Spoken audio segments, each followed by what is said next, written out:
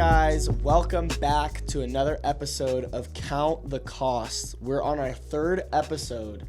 It's been awesome so far, but you may notice that there's someone new sitting here right to my right. What's up, guys? This is Noah Hanneman. He's a good friend. He works for Word of Life. He is our second co-host for Count the Cost, and we're so excited to have him on. Noah, why don't you tell the people a little bit about you and what you do here at Word of Life? Yeah. So, hey, guys, my name is Noah Hanneman, just like Luke said. Luke and I go way back. We've known each other. That's true. How long? Like 10 years When plus? we and I moved to Screen Lake, I was 6. So, yeah I'm 21 now. So, long 15 time. years. Yeah, that's crazy. Luke and I go way back. I grew up in the area here, right, in like the Screen Lake, Minerva, Adirondack area. I'm a pastor's kid. Shout out to other PKs watching. I was going to say in the room, but they're not here. There's no one in the room. Just Live audience. Empty. Grew up in the area. Now I have the privilege of working for Word of Life as the social media manager. So I'm in charge of running the Bible Institute accounts, campus accounts, like the island. I think there's 40 accounts that I manage overall. I work with an incredible group of BI students and interns that I get to partner with and do social media ministry with through Word of Life. And then also work alongside our amazing marketing team here. So that's a little bit about what I do. Kind of all the fun things that you see online through social media go through my team. So That's right. Listen, guys, if you have ever interacted with Word of Life Island's Instagram page, because specifically Word of Life Island, I'm going to talk about Word of Life Island because this is an island show. of course. Shout out all the other camps. But anything you've seen on Word of Life Island's Instagram page, it's because of him and his team. And they're extremely talented, and we're so privileged to have them a part of this camps team. Like, they just absolutely crush it. Thanks. I want you guys to get to know Noah a little bit better, so I prepared a list of this or that. And so one thing that I know about Noah is that this man absolutely loves fall. Love it. Like, favorite season probably, right? Yeah. Hands down. And so he's very particular about his fall opinions, I would say. And so I got some hot takes. Hot takes. Yeah. I'm honestly, I don't know what those would be because we haven't talked about it, but I have some questions, so we're going to figure it out right now, okay? Perfect. So I'm going to say two things, and you got to tell me which one you would pick, all right? This or that. So we're going to start off hot with pumpkin spice latte or hot apple cider. Pumpkin spice. I knew hands that. down. Okay. Now we're going to take pumpkin spice latte or pecan pie. Pumpkin spice latte. All right. Yeah. Now pumpkin spice latte or pumpkin pie. I'm still going to go the latte. Oh my gosh. Yeah, I do like pumpkin pie, though. I think that's a hot take.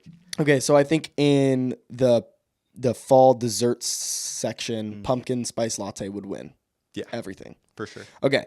Now we're going to go fall activities.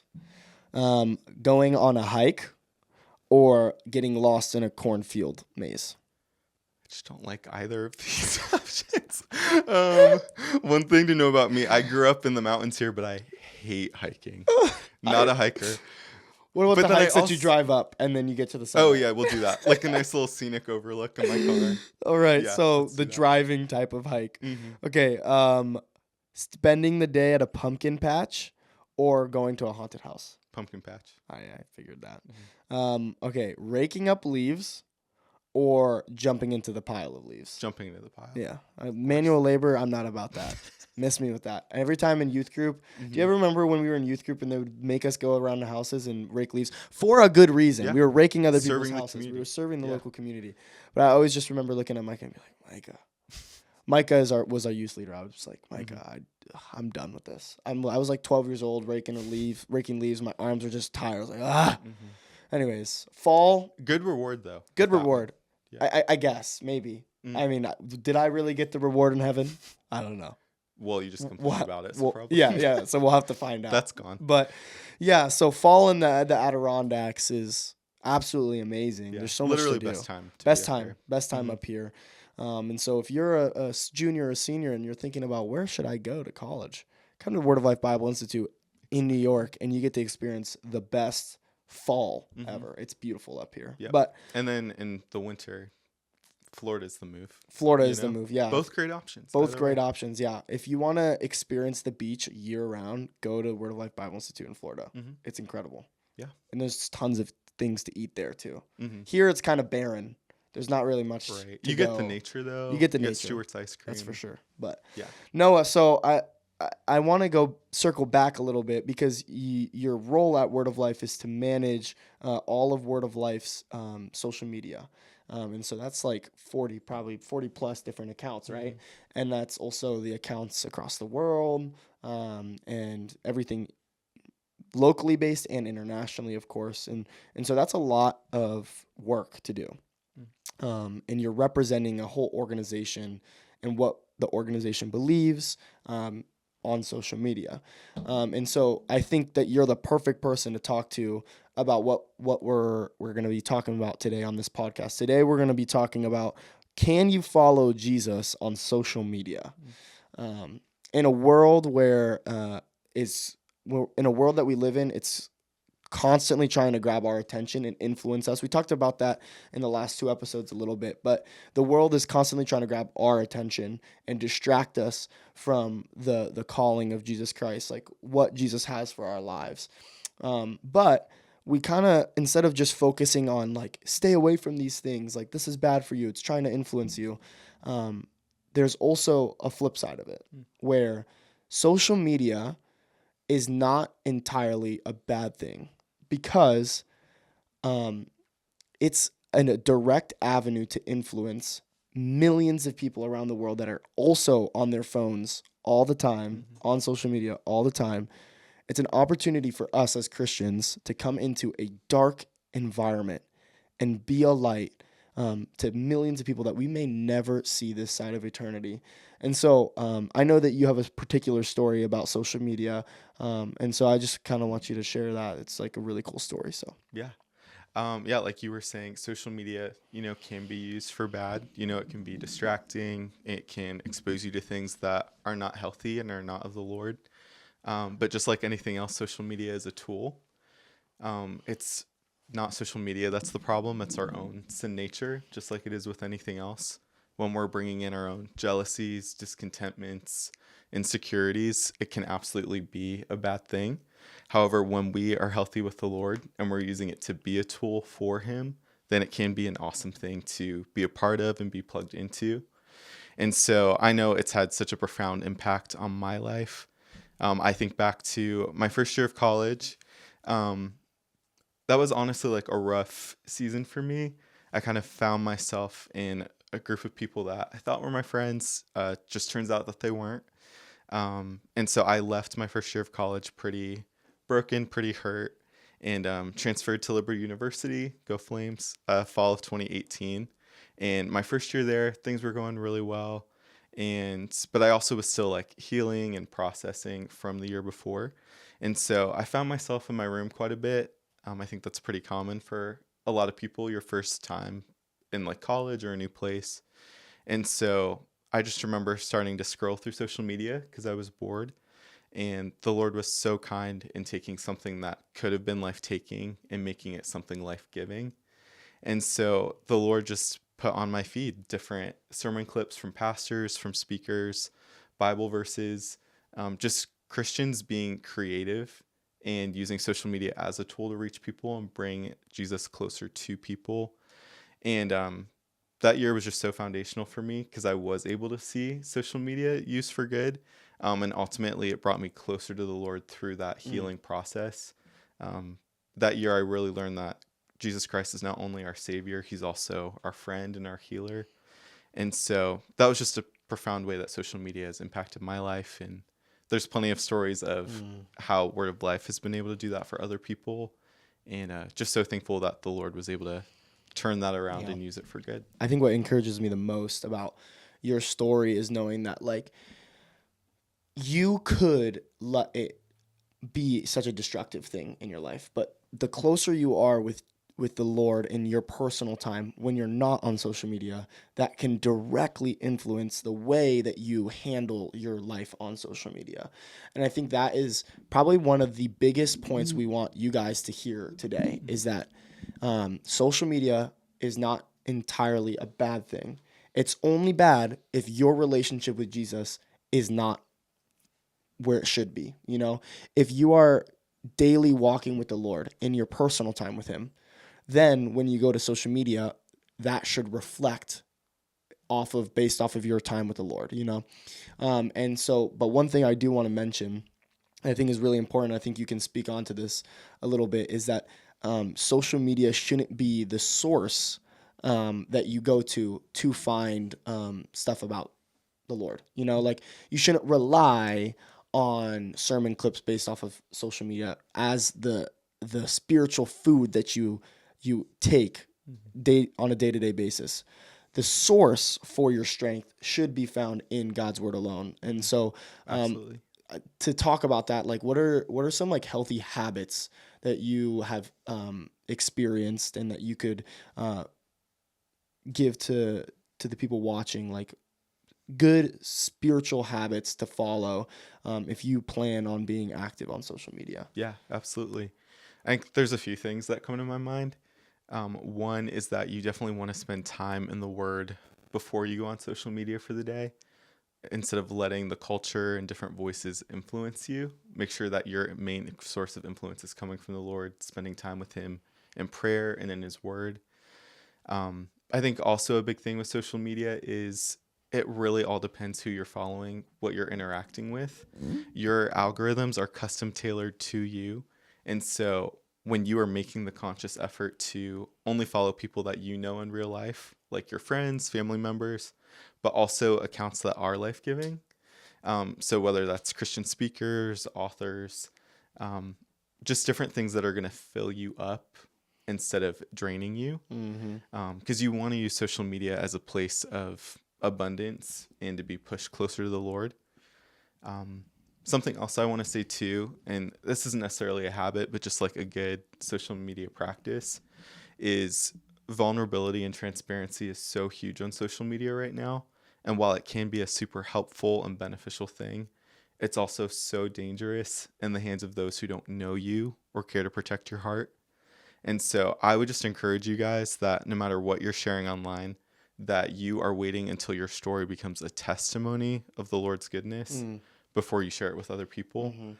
Because how much more of a light are you going to be to others when you've walked through something and you're on the other side versus staying in this mess that you're in and just trying to seek validation from people and things that are not from the Lord. Yeah, I that is spot on. I think what's dangerous is living your life for social media, not living your life and then sharing it on social media. If you're living your day-to-day life and waiting for something to happen so that you can share it with people, I think that is the wrong mindset. I think going out and experiencing the abundant life that Jesus has given us and that He offers for us, and then as a result of the joy and the abundance that we have through living with Jesus, then in turn you go, I want to share this abundant life that I have with people as a testimony of what Jesus is doing in my life. Prime example, I think when you're with friends, enjoy the moment that you're with friends. Totally. You know, enjoy the conversation, the fellowship that you have. Don't be seeking for that moment to share to other people, hey, I'm with my friends, you know, because then you're not enjoying your time with your friends, you know. But you snap a picture of your friends, you enjoy the moment, you leave the moment, you go back home and you share, oh man, an amazing time with my friends today, so encouraged by them. Like there's a difference between living your life for social media and then sharing your life on social media. Exactly. When you share your life on social media, I think you invite people in at the table.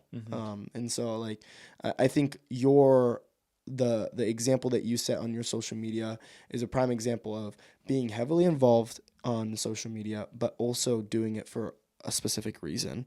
And so I have a couple friends. One of them is David Trujillo, and he has Shout like out to David. yeah, shout out He's David. awesome. He has like a really good thought process about how he posts on social media, and I know that you also have the same. Just tell me like how you think about curating your Instagram and other social media platforms in a way that is glorifying to the Lord. Yeah, I mean, I think the first thing is realizing your platform is not about you. It's about Jesus. Um, we are called to be like Jesus and in everything that we do, laying everything at the altar at the foot of the cross.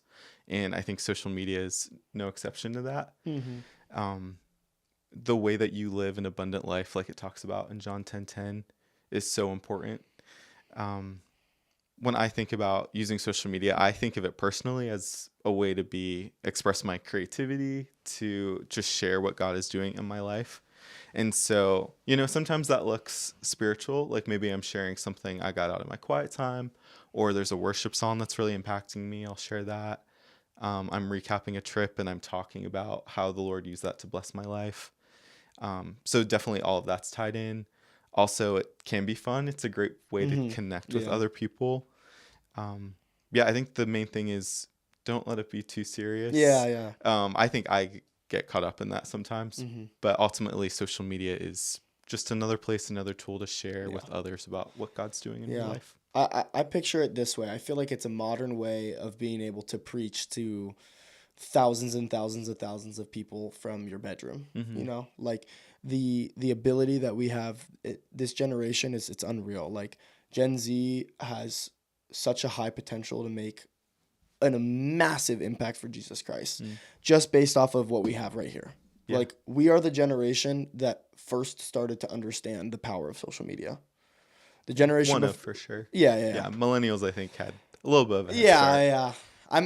I'm a Gen Z like through and through, so like I'm always gonna like be like Gen Z's the Mm-hmm. best. Gen Z's the best. I was born in '98, so I like Are you a kind of Verge? yeah. I'm like elder Gen Z, but You're I'm you're like a zillennial sometimes, like kind of that in between. Yeah, for Yeah. me it's like whenever I think of Gen Z, I'm like, dude, we can do anything we want. Like we've got the power to change the world. Like Mm-hmm. I believe in this generation a ton, and I think social media is a way that Gen Z is starting to figure out like, wow, they can impact the world for Jesus Christ with one click of a button. Mm-hmm. And I guess the question is like, what are you doing about it?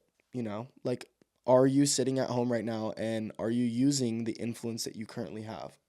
Now, if you're sitting here and you're like, I don't really like social media, great.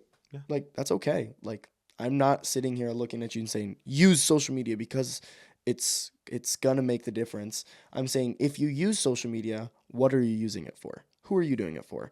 Are you doing it for yourself or are you doing it for the glory of the Lord?